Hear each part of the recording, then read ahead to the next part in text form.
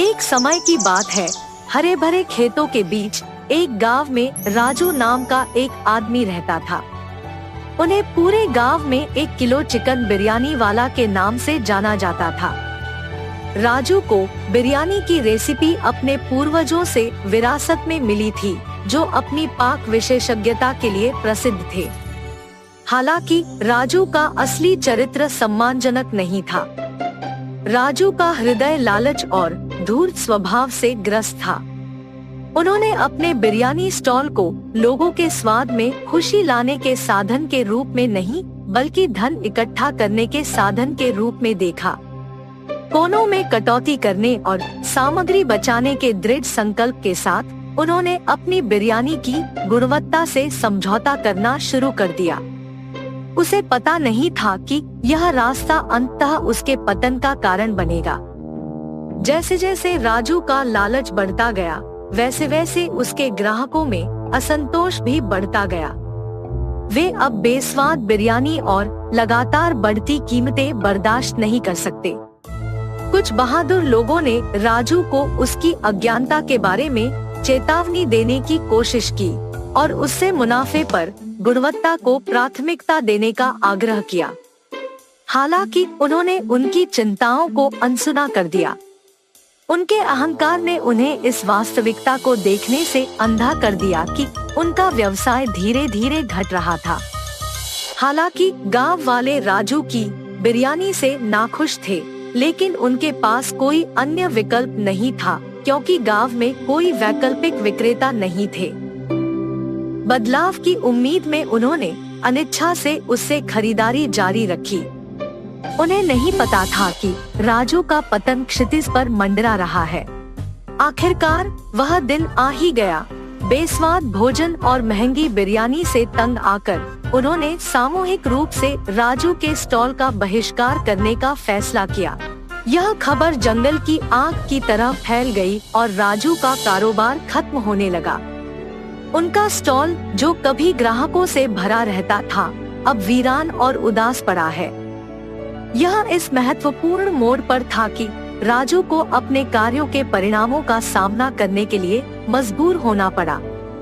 उसे अपनी गलतियों की गंभीरता और उसके व्यवसाय और प्रतिष्ठा को हुए नुकसान का एहसास हुआ। एक नई समझ के साथ राजू आत्मसुधार की यात्रा पर निकल पड़े। उन्होंने अपनी सिग्नेचर स्टाइल को बेहतर बनाने के लिए खुद को समर्पित कर दिया। उन्होंने विभिन्न सामग्रियों और तकनीकों के साथ प्रयोग करने में घंटों बिताए। उनका लक्ष्य एक ऐसी उत्कृष्ट कृति बनाना था जो उनके ग्राहकों का विश्वास और स्वाद वापस जीत सके। अपनी स्वादिष्ट बिरयानी के साथ उन्होंने अपना स्टॉल फिर से खोला, इस बार अविश्वसनीय रूप से कम कीमतों पर अपनी पाक कृति की पेशकश की। उनके पुनर्जीवित व्यवसाय की खबर जंगल की आग की तरह फैल गई और ग्रामीण बेहतर बिरयानी का स्वाद लेने के लिए उत्सुक हो गए। दिन दिन राजू का स्टॉल फलता फूलता रहा, क्योंकि ग्राहक उसकी खास बिरयानी की स्वादिष्ट सुगंध और मुंह में पानी ला देने वाले स्वाद से आकर्षित होकर उसके पास वापस आने लगे। प्रत्येक दिन के अंत में राजू अपनी कमाई का एक हिस्सा अलग रख देता था, जो विशेष रूप से गांव के गरीबों और जरूरतमंदों के लिए आरक्षित होता था। उनकी परोपकारिता के बारे में बात फैल गई और ग्रामीण उनके निस्वार्थ कार्य से बहुत प्रभावित हुए। वे अब केवल ग्राहक नहीं थे, वे उसके वफादार संरक्षक बन गए। राजू एक स्वार्थी और लालची व्यक्ति से एक विनम्र और दयालु व्यक्ति में बदल गया।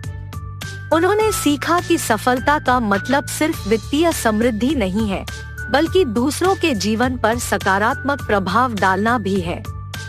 और इसलिए छोटे से गांव में 1 किलो चिकन बिरयानी वाला राजू लचीलापन, मुक्ति और आत्मसुधार की शक्ति का अवतार बन गया। उनका नाम न केवल उनकी स्वादिष्ट बिरयानी के लिए, बल्कि उनके दिल से बहने वाली दयालुता और उदारता के लिए भी जीवित रहा, जिसने न केवल ग्रामीणों की स्वाद के लिए बल्कि उनकी आत्माओं को भी पोषित किया। राजू की कहानी एक शाश्वत अनुस्मारक के रूप में कार्य करती है कि लालच और धोखे से अस्थायी लाभ हो सकता है, लेकिन अंत में वे बर्बादी की ओर ले जाते हैं। हीरापुर नामक एक सुंदर गांव था। उसी गांव में संतोष नामक एक आदमी विशेष तरह का चिकन मंडी बिरयानी बनाकर उसी गांव में बेचता था। एक दिन वो चिकन मंडी बिरयानी बनाकर बेचने लगता है। चिकन मंडी बिरयानी, विशेष चिकन मंडी बिरयानी, आइए बाबू आइए। ऐसा चिकन मंडी बिरयानी आपको और कहीं नहीं मिलेगा, इसीलिए जल्दी से आइए और खाइए। एक चिकन मंडी बिरयानी का सिर्फ 250 रुपए। जल्दी आइए बाबू, जल्दी आइए। उसके ऐसे चिल्ला चिल्ला कर बेचने के कारण आते जाते लोग उसी के मंडी के दुकान जाकर वहाँ बिरयानी को खरीद कर खाते थे। अरे संतोष, तुम्हारे तरह ये विशेष बिरयानी और कोई नहीं बना सकता। कितना ताजा और कितना स्वादिष्ट है ये बिरयानी। सच में तुमने कमाल कर दिया। ये तो मुझे पता है कि मेरे तरह इस विशेष चिकन मंडी बिरयानी को यहाँ और कोई नहीं बना सकता। ये कह के वो उसके दुकान आए हुए मेहमान को बिरयानी देते हुए रहता है। ऐसे ही इसके स्वादिष्ट बिरयानी बनाने के कारण उसके ही नहीं बल्कि आसपास के सारे गांव वाले भी संतोष के मंडी दुकान आके ही बिरयानी खाते थे। इसी कारण उसका दुकान बहुत कम समय में बहुत ही प्रमुख जगह बन जाता है और ऐसे ही उसे बहुत पैसे भी मिलते थे। अब इतने पैसे उसकी आंखों के सामने देखकर संतोष समझ गया था कि उसके जैसे बिरयानी आसपास में कोई नहीं बना पाएगा और इसी कारण उसे घमंड भी आ जाता है। इसीलिए वो आए हुए मेहमानों से घमंड होके बात करता था। ऐसे कुछ दिन बीत जाते हैं। फिर संतोष का बेटा वसंत उसके पास आता है। पिताजी, मुझे डिग्री में बहुत अच्छी संख्या मिली है। मैं चाहता हूँ कि ऊंची पढ़ाई करके पुलिस बनूं। अरे मेरा बेटा तो बड़ा बन गया है, अब इसको पढ़ाने की क्या जरूरत है। ये अगर मेरे ही साथ काम करेगा, यहाँ व्यापार संभालेगा तो हम और पैसे कमा पाएंगे।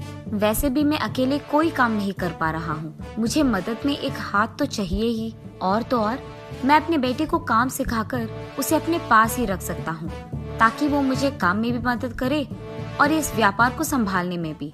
वसंत, तुम्हें पुलिस बनने की कोई जरूरत नहीं है। हमारे पास उतने पैसे भी नहीं हैं कि तुम्हें पढ़ाऊं। इसीलिए यही बेहतर है कि तुम मेरे साथ व्यापार में साथ दो और यहाँ दुकान में मुझे मदद भी चाहिए। और तो और ऐसे हमारे व्यापार को संभाल के मेरे साथ मदद करते हुए काम करोगे तो पुलिस की नौकरी की वेतन से बहुत ज्यादा कमा पाओगे। और कब समझोगे बेटा, मेरे साथ काम करो, ज्यादा पैसे कमाओ और खुश रहो। अब चुपचाप कल से यहाँ शुरू हो जाओ, ठीक है? क्या मैं अपना पढ़ाई रोककर पापा के साथ मंडी की बिरयानी बना के उसे बेचूं? हाँ, अब अगर पापा की बात नहीं सुनूंगा तो वो बहुत बुरा मान जाएंगे। तो अब करना ही पड़ेगा और उनका बात सुनना ही पड़ेगा। यही सोचते हुए वो निराश होकर अपने घर चले जाता है और इस सोच में पड़ जाता है कि वो क्या करे। अरे हाँ, मैं ऐसा कर सकता हूँ। मैं पापा के साथ सुबह दुकान में उनकी मदद करूँगा और शाम को घर लौटते ही अपनी पुलिस ट्रेनिंग के लिए तैयार हो जाऊंगा। पैसे मैं पापा को पता चले बिना माँ से ले लूंगा। ऐसे तो पापा भी खुश रहेंगे और मैं भी। ऐसे ही उसके बाद उसके फैसले के मुताबिक ही वसंत दिन में अपने पापा के साथ और उनकी मदद करते हुए रहता था और रात में उसकी माँ की सहायता से पुस्तकों को खरीदकर पुलिस बनने की तैयारी करता था। ऐसे कुछ दिन बीत जाते हैं। फिर उसकी परीक्षा का वक्त आता है। परीक्षा के दिन सुबह वो उसके पिता के साथ दुकान नहीं जाता है बल्कि वो अपना परीक्षा खत्म करके वहाँ से दुकान चले जाता है और हर रोज की तरह उसके पिता की मदद करने लगता है। लेकिन रात भर की पढ़ाई के कारण उसे बहुत नींद आने लगती है और वो दुकान में काम करने के बजाय गहरी नींद आने के कारण टेबल पे सो जाता है। टेबल पे सो जाना वसंत के पिता संतोष देखते हैं और गुस्से में उसके पास जाकर ऐसे कहते हैं, वसंत, वसंत, सुबह सुबह तुम्हें नींद क्यों आ रही है? तुम रात भर सोए नहीं? जी पापा, वो मुझे नींद आ गई अचानक, तो मैं सो गया। माफ कीजिए, मैं काम करना शुरू कर दूंगा। वसंत, तुम ऐसे ही करोगे तो अमीर छोड़ो नालायक बन जाओगे। और इतना ही नहीं, ये दुकान ही हमें वो पैसा देगा जिसके सपने हम देख रहे हैं। ऐसे ही सोते रहोगे तो सपना सच कब करोगे? ऐसे गुस्से में उसको डांटकर संतोष वहाँ से चले जाता है। वसंत की परीक्षा खत्म हो जाने के कारण वो अगले दिन से हर रोज की तरह उसके पिता के दुकान जाकर सारे काम वैसे के वैसे ही करने लगता है और उसके परीक्षा के परिणाम का इंतजार भी करता है। कुछ दिन बाद उसके परीक्षा के परिणाम आ जाते हैं। उसमें वसंत के अच्छे मार्क्स आने के कारण उसे जल्द ही पुलिस की ट्रेनिंग के लिए जाने की जरूरत पड़ जाती है। तो इसका मतलब ये हुआ कि मेरे कहने के बावजूद तुमने पढ़ाई करके पुलिस की नौकरी के लिए कोशिश किया है। मैंने तुम्हें बहुत बार समझाया कि उससे ज्यादा पैसे हमारे इस व्यापार में आएंगे। चलो छोड़ो, तुम्हें तो वैसे भी ये बातें समझ में नहीं आएंगी। अब से तुम्हारे बिना भी यही व्यापार अच्छा चलेगा और अकेले ही मैं इसे खूब चला सकता हूँ। तुम्हारे आने या जाने से कोई फर्क नहीं पड़ता है और अब से तुम्हारा घर में रहना या ना रहना तुम्हारी मर्जी है। इससे मुझे कोई फर्क नहीं पड़ेगा। अब से मुझे तुम्हारी जिंदगी के बारे में कुछ भी नहीं पता चलना है। तुम्हें जो करना है करो। ऐसे गुस्से में वसंत पे क्रोधित होकर संतोष वहाँ से चले जाता है।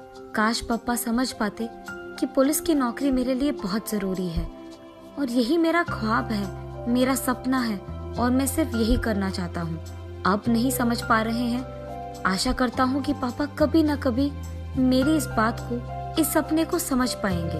पर अगर अब मैं इनके लिए ये नौकरी छोड़ दूंगा तो आगे कभी नहीं कर पाऊंगा। इसीलिए मुझे देर नहीं करना होगा। अभी मुझे पुलिस की ट्रेनिंग के लिए चले जाना होगा।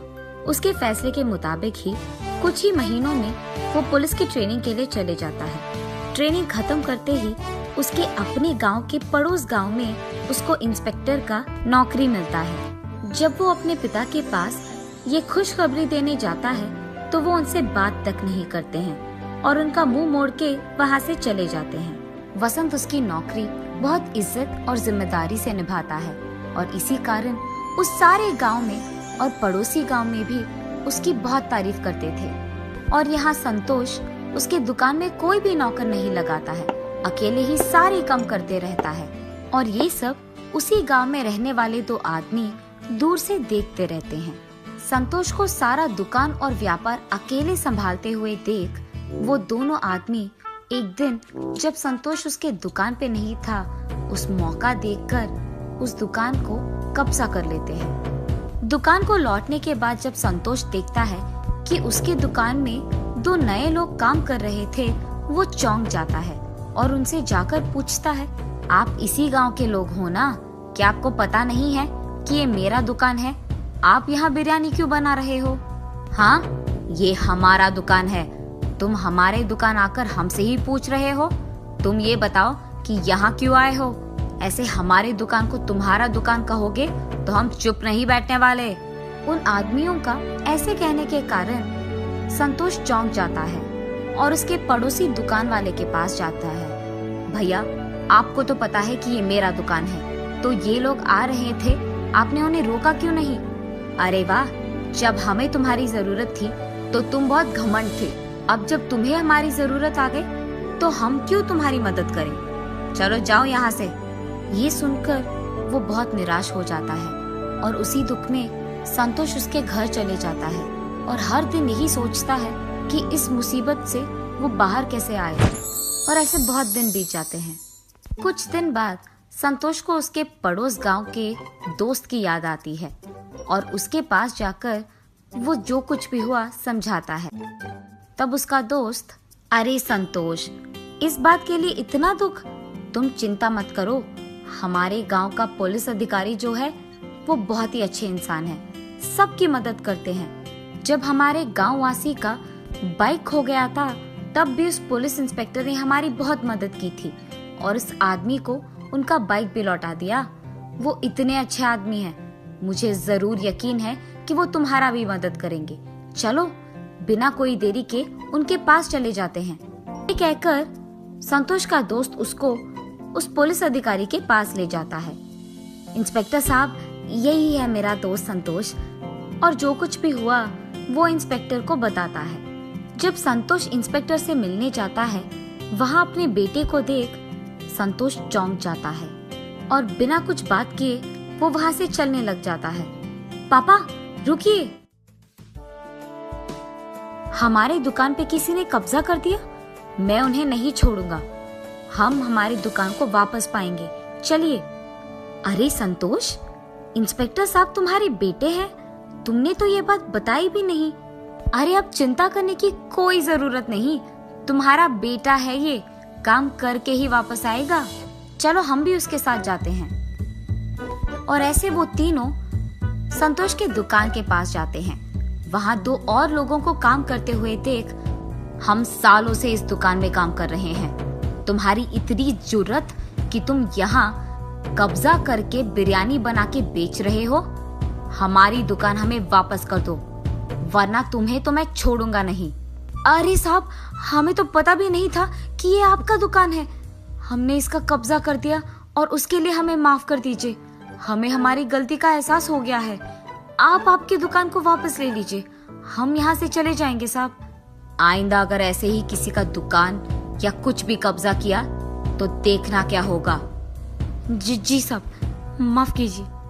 उसके बाद वसंत उसके पिता संतोष को और संतोष के दोस्त दोनों को उसके घर ले जाता है।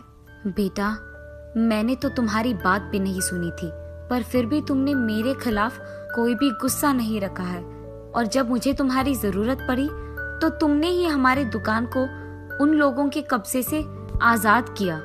अगर तुम पुलिस की नौकरी नहीं करते या पुलिस की पढ़ाई नहीं करते तो आज ऐसा नहीं होता।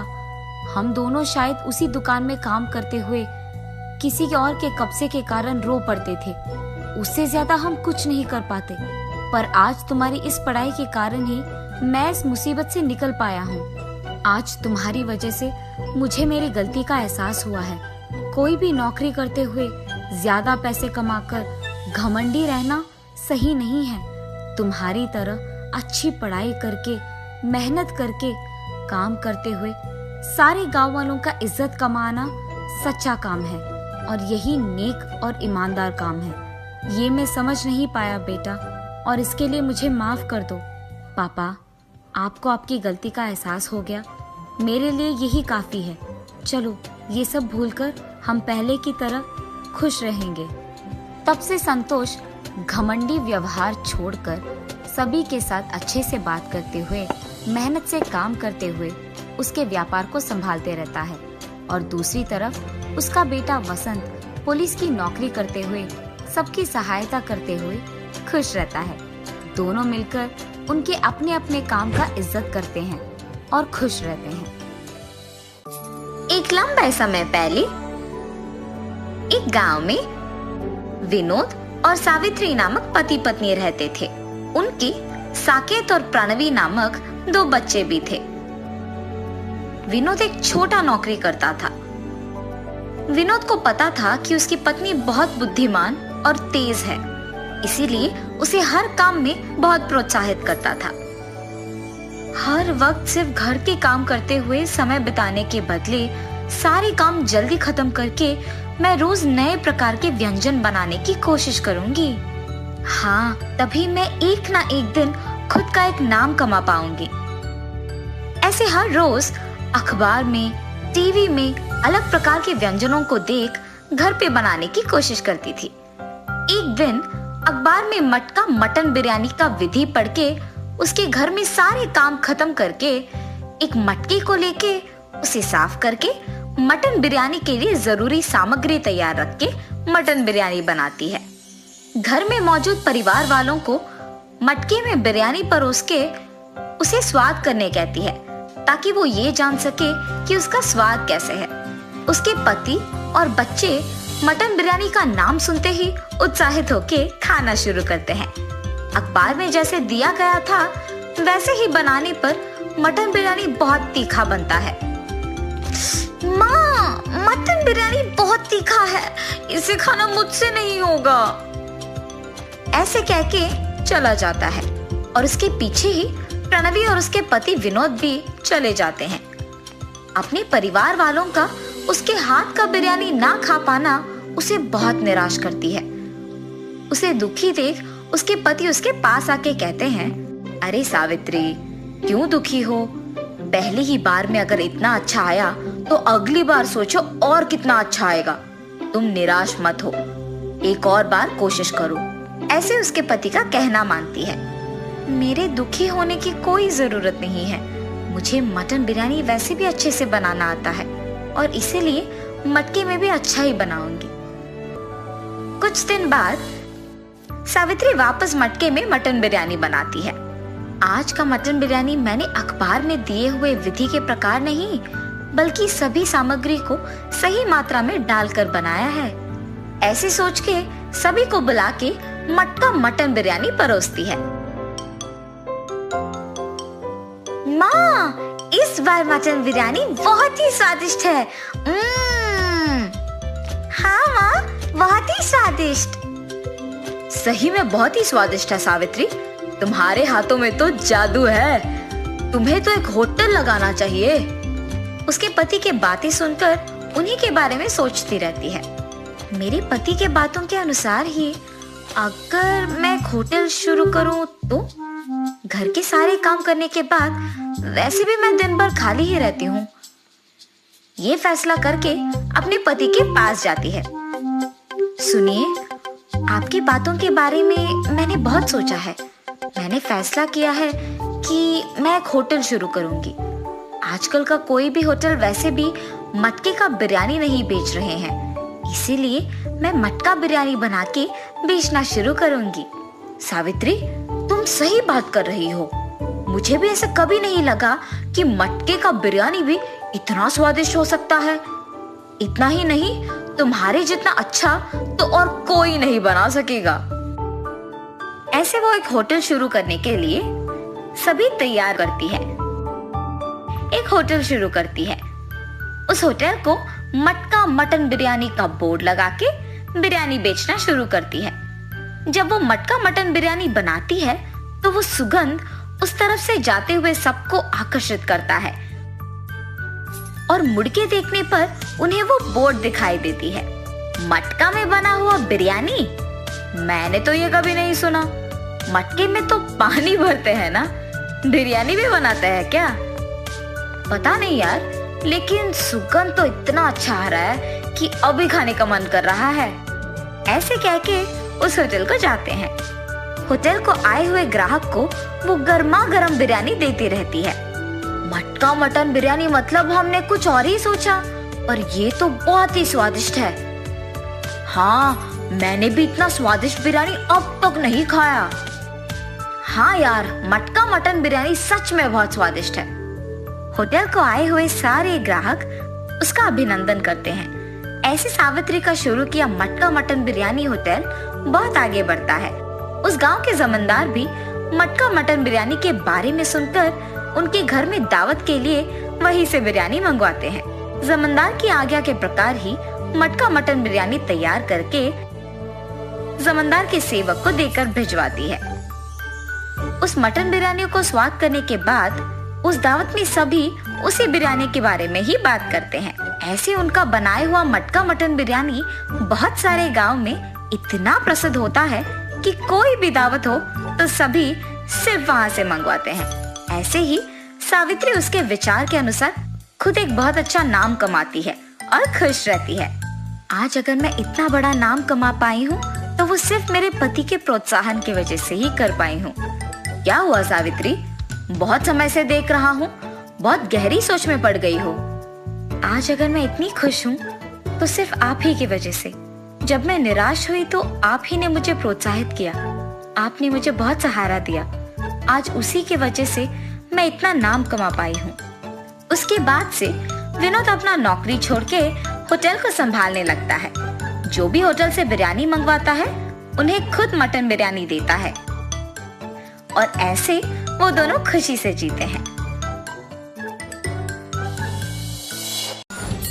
ओह, मैं तो बताना भूल ही गया। ये कहानी आपको अच्छी लगी तो वीडियो को लाइक, कमेंट और शेयर कर दो। अच्छा, फिर आऊँगा एक नई कहानी के साथ।